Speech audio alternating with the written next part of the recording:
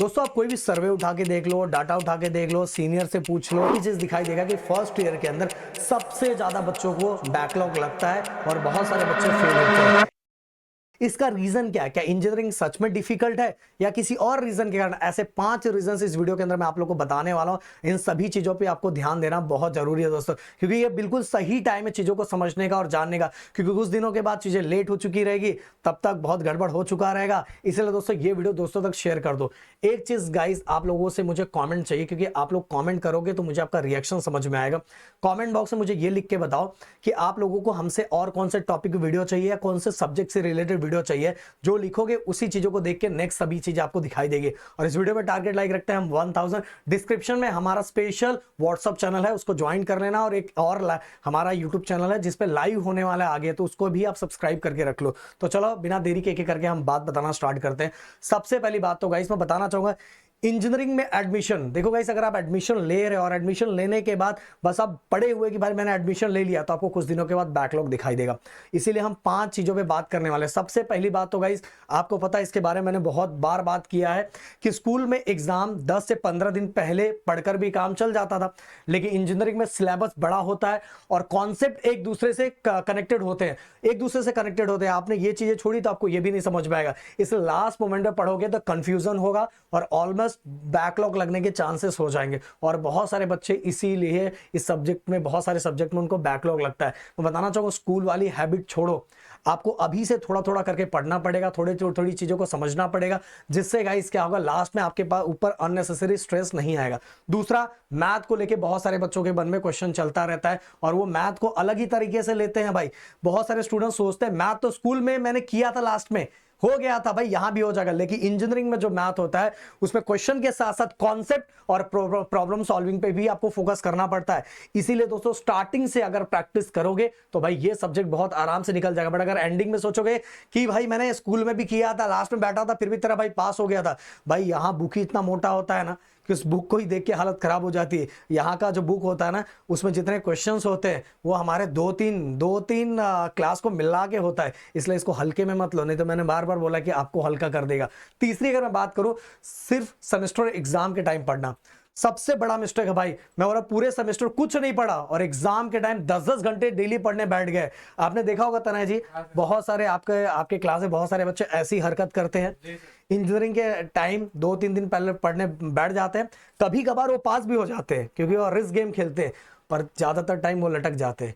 इसीलिए अगर आप ये चॉइस रख रहे हो कि मैं इंजीनियरिंग के टाइम जो होगा, मैं एग्जाम सेमेस्टर के टाइम में मतलब 2-4 दिनों पहले मैं 10-10 घंटे पढ़ के आराम से पास हो जाऊंगा, तो बिल्कुल गलत है भाई। अभी से आप डेली 2 से 3 घंटा अगर पढ़ोगे और डेली आप अच्छे से टाइम दोगे तो अननेसेसरी प्रेशर भी नहीं आएगा और स्ट्रेस भी नहीं आएगा और अपने लक के बदौलत नहीं बैठे रहोगे कि भाई जो मैं पढ़ रहा हूं लास्ट के टाइम 10 घंटे में अगर वो क्वेश्चन आ गया तो तेरा भाई कर लेगा, नहीं आया तो क्या ही जाएगा। अगर आपकी थिंकिंग ये है तो भाई कोई कुछ नहीं कर सकता, कोई आपको समझा नहीं सकता। बट आपकी थिंकिंग ये है कि पेरेंट्स के पैसे बहुत गए हैं तो मुझे कुछ अच्छा करना है, और पेरेंट्स का भी छोड़ो, मुझे अपने फ्यूचर के लिए कुछ अच्छा करना है, तो अभी से आप अच्छी तरीके से proper routine wise, time table wise, systematic way में लग जाओगे। नहीं तो गाइस लास्ट में बहुत ज्यादा प्रेशर आता है।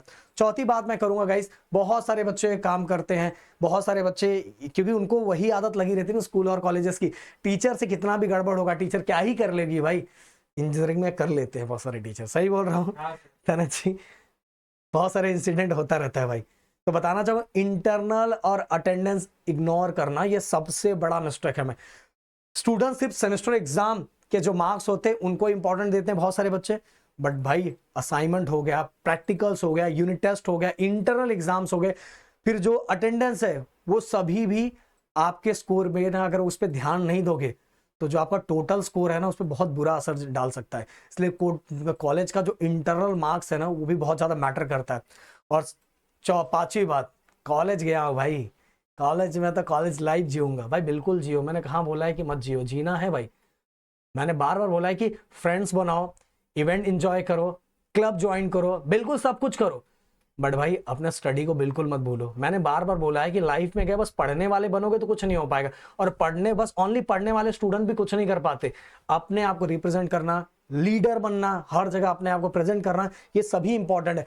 बट भाई अपने सिलेबस, अपने स्टडी, सभी चीजों को मैनेज करना एक प्रॉपर टाइम वाइज अगर सिस्टमैटिक वे में करोगे तो हर चीजें बहुत आसान हो जाएगी। नहीं तो पता चला स्कूल का नेता बनते बनते ही आपकी कहानी वैसी हो जाएगी, ना सिलेबस कंप्लीट हुआ और पता चला फर्स्ट ईयर में ही बैकलॉग लग गया और आपकी कहानी वहीं खत्म हो गई।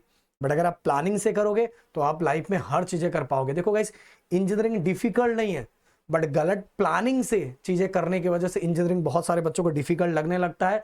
अगर आप सिस्टमैटिक वे में एक टाइम टेबल बना के काम करते हो तो आपको कुछ भी डिफिकल्ट नहीं लगेगा। मैं बताना चाहूँ, पहले समय लाइव एग्जांपल मेरे सामने आपके तने सर बैठे हुए हैं, वो फाइनल ईयर में हैं। इन्होंने फर्स्ट ईयर में बहुत मेहनत किया, सेकंड ईयर से अब ये जॉब भी कर रहे हैं। अभी इनका यूनिट टेस्ट भी चल रहा है, यूनिट टेस्ट भी चल रहा है फाइनल ईयर का। बट इनको मैं जब पहले दिन का सब्जेक्ट इनका डिफिकल्ट था, जिन्होंने एक दिन का ब्रेक लिया, अब दूसरे तीसरे दिन इन्होंने आराम से पेपर लिखे। कैसा गया तने आपका? अच्छा गया, क्योंकि सेकंड थर्ड ईयर तक बच्चा डेवलप हो चुका रहता है, उसको पता है सिलेबस क्या, क्योंकि उसी सब्जेक्ट में वो चीजें लिख पाता है। पर फर्स्ट ईयर में आपको पता ही नहीं रहता कि हैंडल कैसे करना है। इसलिए मैं समझाऊंगा कि फर्स्ट ईयर को बहुत सीरियस होके लो और सभी जगह ज्वाइन करो, जितने भी क्लब्स है, फ्रेंड्स बनाओ, सब कुछ करो, बट अपने रूटीन को बिल्कुल मत भूलो। नहीं तो दोस्तों लास्ट में बहुत पछतावा होगा। तो शायद जो बातें मैंने बताई जरूर आप उसको फॉलो करोगे। मिलता है नेक्स्ट वीडियो में। Thank you so much guys, जय हिंद।